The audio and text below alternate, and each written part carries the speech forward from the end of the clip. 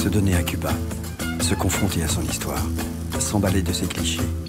La plus grande île des Caraïbes réserve des surprises contrastées.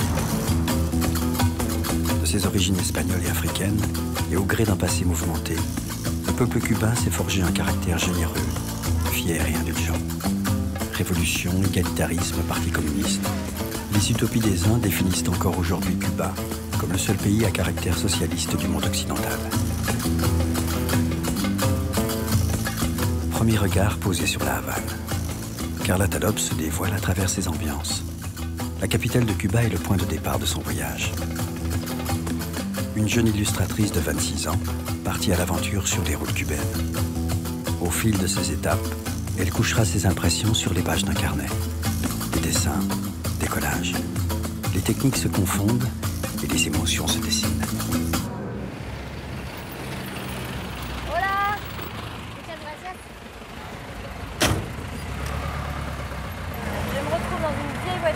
Je pensais pas du tout qu'il y en avait encore autant. De quand date cette voiture? Des années 50?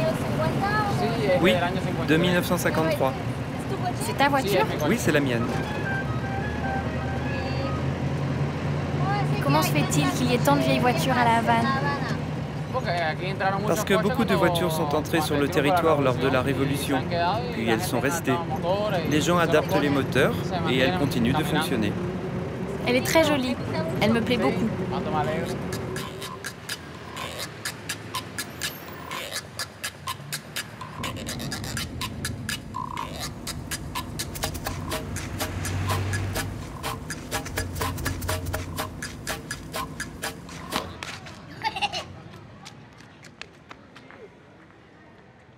Se promener dans les rues de la Havane permet de saisir un peu de son âme. Échantillon d'ambiance, d'atmosphère.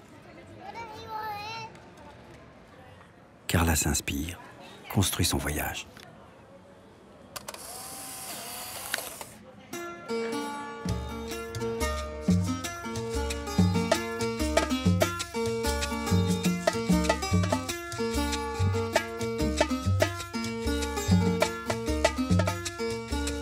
Printemps 1996. Ray Cooder et son fils arpentent les rues de la Havane en sidecar. La caméra de Wim Wenders les suit. Distance respectable. Buena Vista Social Club, le film, sortira 2 ans plus tard et fera découvrir au monde entier la musique intemporelle cubaine.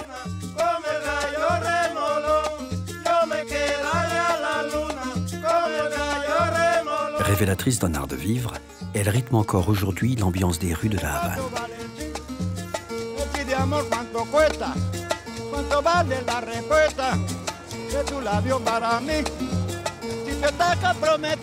Chaude, épicée, décontractée, la salsa définit en grande partie la caliente cubaine. Mais au-delà des clichés, Cuba ne peut laisser personne indifférent.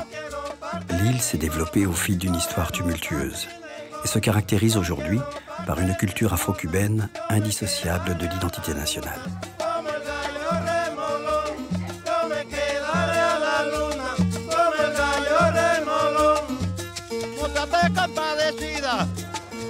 Si l'oreille et les intentions s'y prêtent, chaque rencontre pourrait se dessiner en une leçon d'histoire.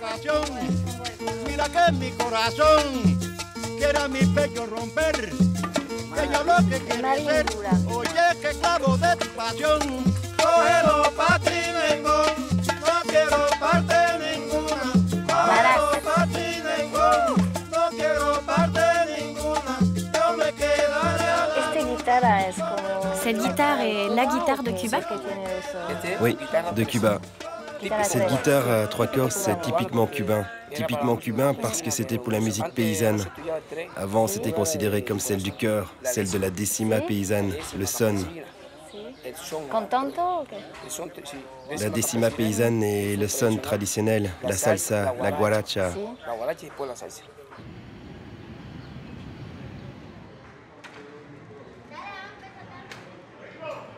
Saison sèche, de décembre à avril. Saison humide, de mai à novembre.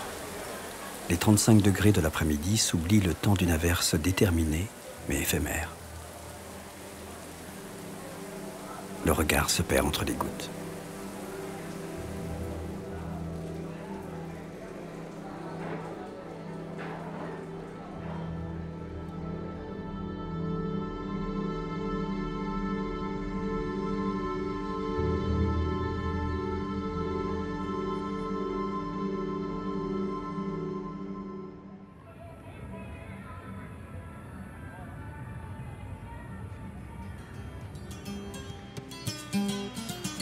le stop à Cuba est une institution.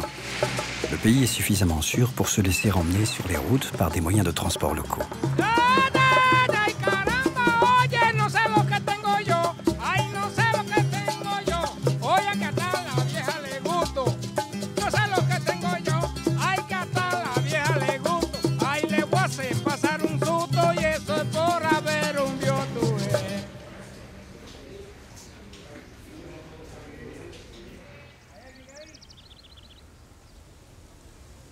La légende raconte que ce sont les frères Viñas qui, en 1680, donnèrent leur nom à Viñales. Située à 27 km au nord de Pinar del Rio, la ville des cigares, la vallée de Viñales s'inscrit au patrimoine mondial de l'humanité. Le poète García Lorca a un jour écrit qu'à l'aube, les Mogotes, ces montagnes de calcaire, sont comme des éléphants à la queue leu-leu. Vamos, Conde. Vamos.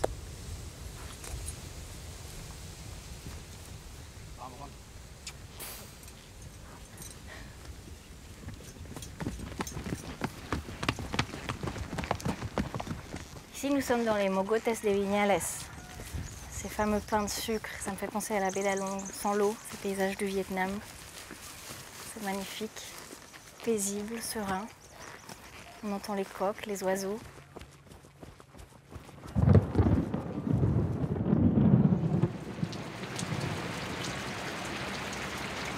La pluie s'est annoncée, princesse des lieux qui donne une autre couleur au paysage. Une ambiance s'est posée.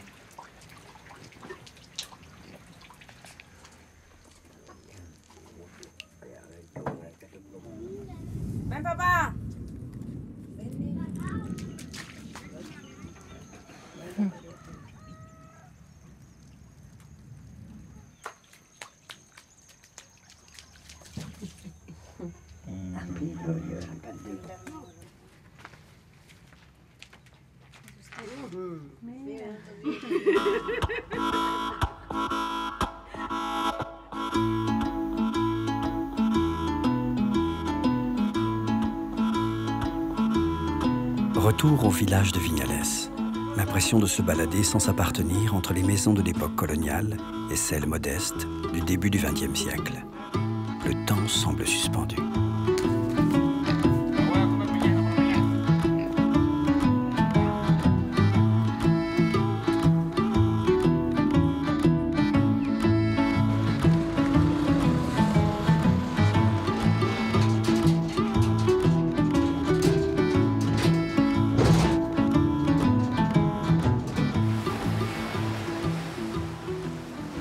Une étape dans un voyage. L'envie pour Carla de sentir le vent de la mer des Caraïbes. On est loin des petites tentes à rayons bleus et des installations bien confortables d'une belle plage. C'est assez typique, des huttes de paille. Enfin, j'en vois qu'une qui est vraiment bien apprêtée pour. Le reste, on a l'impression que c'est des bûchers qu'on brûlait.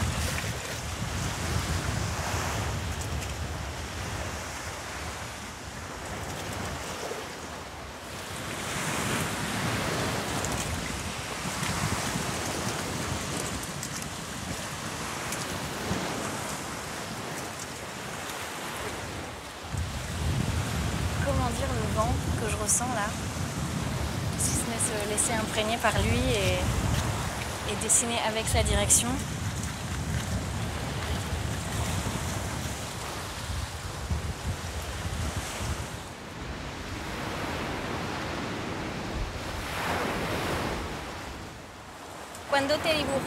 Quand je te dessinais, je me suis dit que tu ressemblais à Will Smith.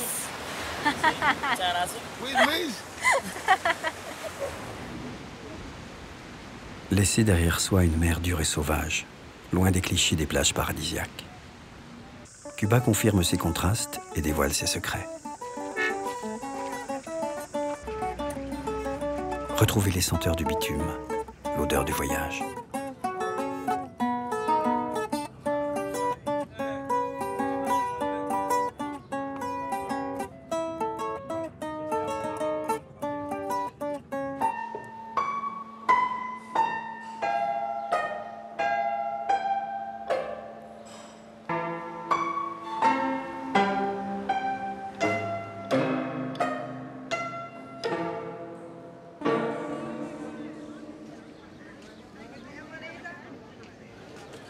Trinidad. On est ici à fleur de mer, à fleur de montagne. Et ça me fait penser à certaines villes d'Amérique latine, d'Argentine, de Bolivie que j'ai pu visiter. Avec cette ambiance toujours assez chaude, latine, des gens dans la rue. Et puis vraiment, il n'y a pas un petit endroit où j'ai pas envie d'aller fouiner, voir. C'est splendide.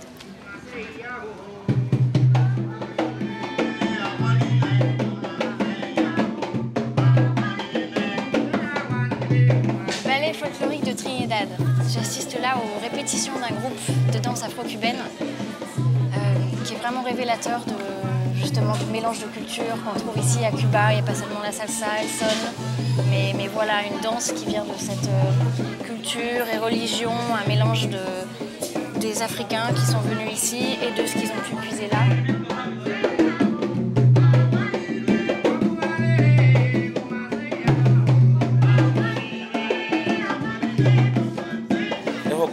Ogun, le roi des métaux, représente la force, la guerre, le métal et principalement la machette, l'arme qu'il utilise et qui est reprise dans la danse.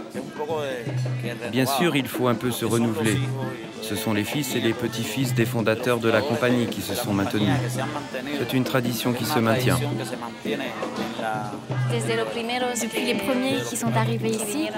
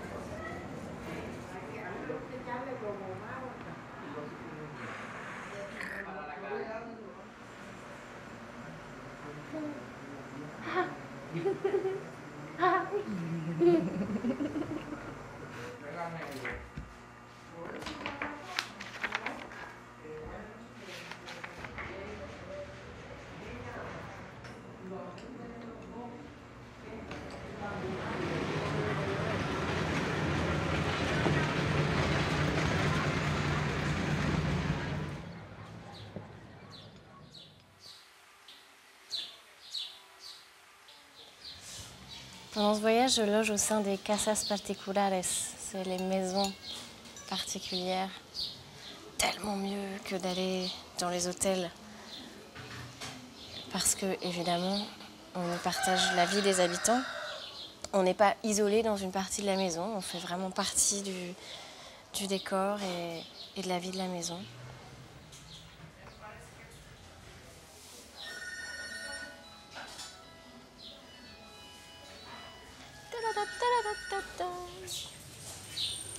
Platana, la banane de Cuba, avocado, naranja, orange, la goya, magnifique, rose à l'intérieur et qui forme un trèfle à 4 feuilles avec ses pépins. Et ce fruit-là, dont j'ai oublié le nom, mais qui est tellement bon. Hola. Comment s'appelle ce fruit? Anon. Anon. De la famille des Amonacées. Ah, ok. Et bueno, mais adoro. A mí también. Riquísimo. C'est riquísimo. Mais il y a tellement de sucre. C'est comme ça, naturel, que je l'aime. Ah, j'ai l'impression que Maria Antonia est en train de préparer les cristianos y moros, les chrétiens et les morts. C'est pour le plat des chrétiens et des morts? Oui, du riz et des haricots, du potage d'haricots. Et ça fait le plat moros y cristianos. Le plat typique, c'est du riz et des haricots. La mixité culturelle, encore une fois, ici, les haricots rouges et le riz. Il vient d'Afrique, ce plat? Sí, de África. De África viene.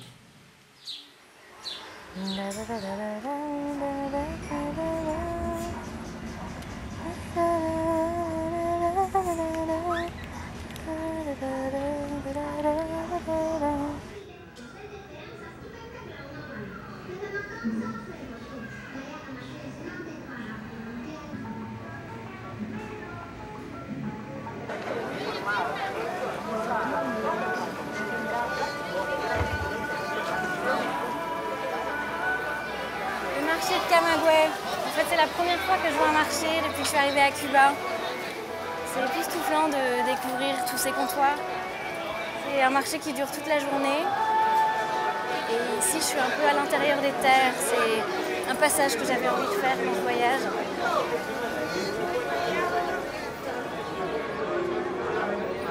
Il y a du safran, des épices, du piment, de l'anis.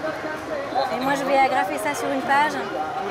Comme ça, je vais donner un peu des odeurs à mon carnet. Et ça va pimenter mon dessin. Ah si? Autre Une autre couleur? Du poivre. Ah, génial. Du poivre doux Et du poivre fort? et celui-ci c'est du poivre piquant. Ok, un doux et un piquant. Des pesos convertibles, c'est bon? Oui, voilà 20 pesos et je te rends 5. Avec ces 20 pesos, tu peux acheter partout ici.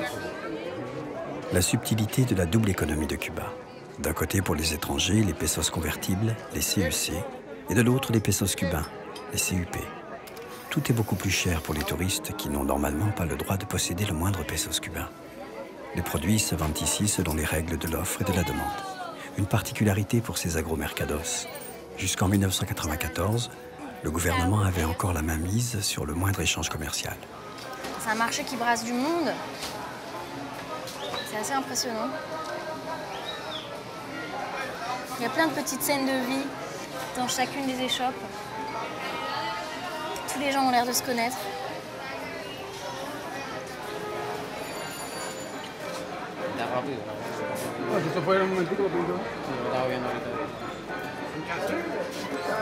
Son las pintas de la cabezona de sapo esa.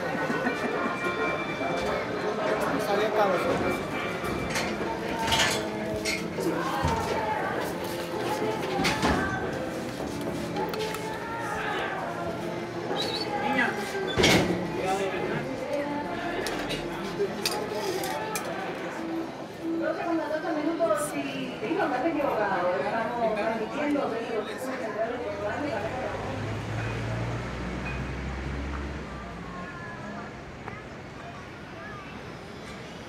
Ici, à la fin du jour, le linge qui sèche dans le vent, avec le son de la télé derrière, comme on l'entend bien souvent à Cuba.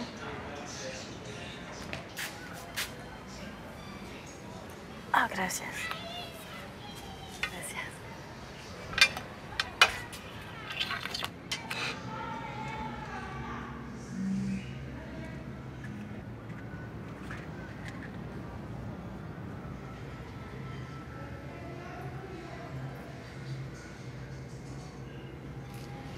Tu as des frères et sœurs?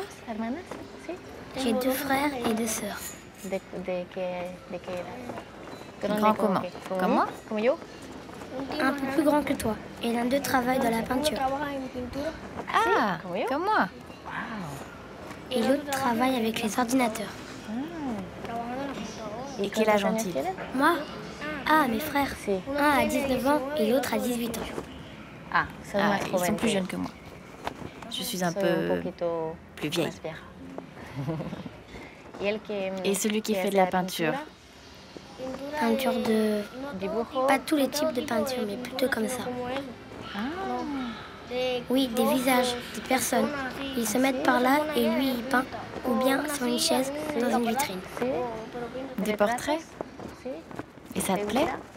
Et toi aussi, tu aimerais faire la même chose? Oui.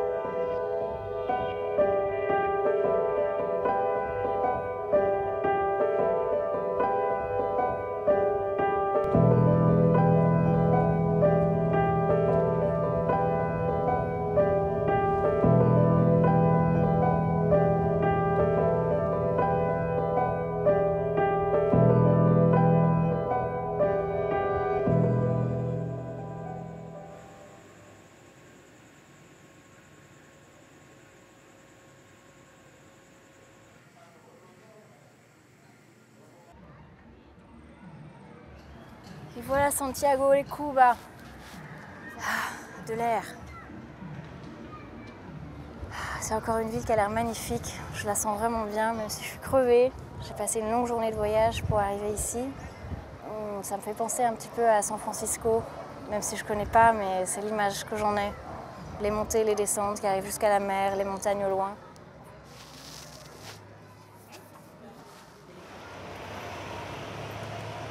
Des révolutionnaires ont parcouru ces rues. Fidel Castro marqua l'histoire de Santiago quand, en 1953, il attaqua le quartel Moncada, une caserne de police de la ville. Un échec qui lui aura valu l'emprisonnement puis l'exil volontaire. Lors du débarquement du Granma, il choisit cette fois encore la région de Santiago pour combattre les forces étatiques, avec Che Guevara et d'autres rebelles.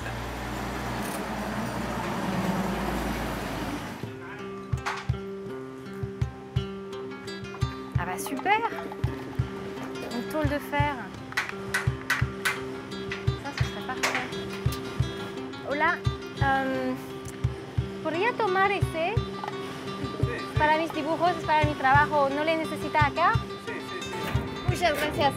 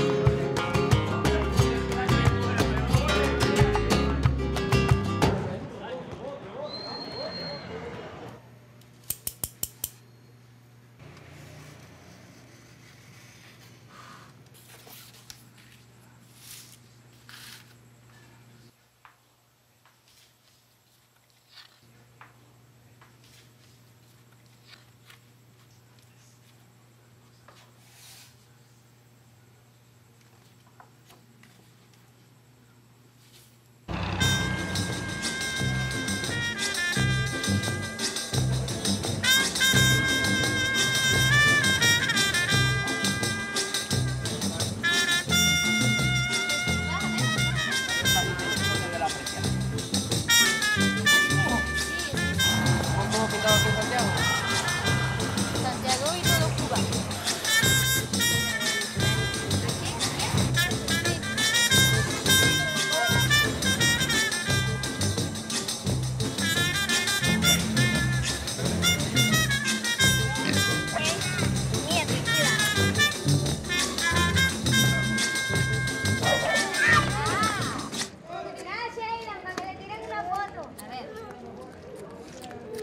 Tírate una foto ahí, Titi. Tírate una foto, Vamos, póngase ahí con A ver. A ver.